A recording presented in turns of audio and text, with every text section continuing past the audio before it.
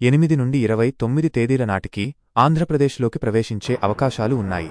ముగింపు: ఈ వర్షాకాలం జూన్ నుండి సెప్టెంబర్ వరకు కొనసాగుతుంది. 2. ఈశాన్య రుతుపవనాలు. North east monsoon.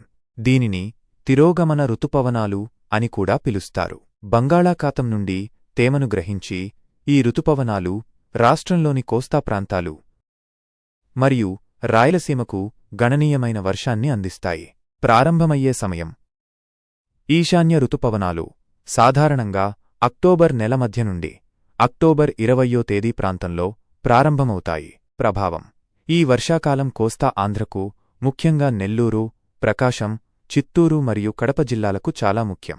ఈ సమయంలో బంగాళాఖాతంలో వాయుగుండాలు మరియు తుఫానులు ఏర్పడే అవకాశం కూడా ఎక్కువగా ఉంటుంది. ముగింపు: ఈ రుతుపవనాల ప్రభావం డిసెంబర్ నెల వరకు ఉంటుంది. సారాంశం: రుతుపవనం సాధారణ ప్రారంభం, కొనసాగే నెలలు, ప్రధానంగా లబ్ధి పొందే ప్రాంతాలు: నైరుతి రుతుపవనాలు జూన్ మొదటి వారం, జూన్ సెప్టెంబర్, రాష్ట్రవ్యాప్తంగా ముఖ్యంగా రాయలసీమ, పశ్చిమ ప్రాంతాలు. ఈశాన్య రుతుపవనాలు అక్టోబర్ మధ్యకాలం, అక్టోబర్ డిసెంబర్, కోస్తా ఆంధ్ర, దక్షిణ రాయలసీమ. కాబట్టి ఆంధ్రప్రదేశ్లో వర్షాకాలం జూన్లో ప్రారంభమై డిసెంబర్ వరకు 2 దశలలో కొనసాగుతుందని చెప్పవచ్చు.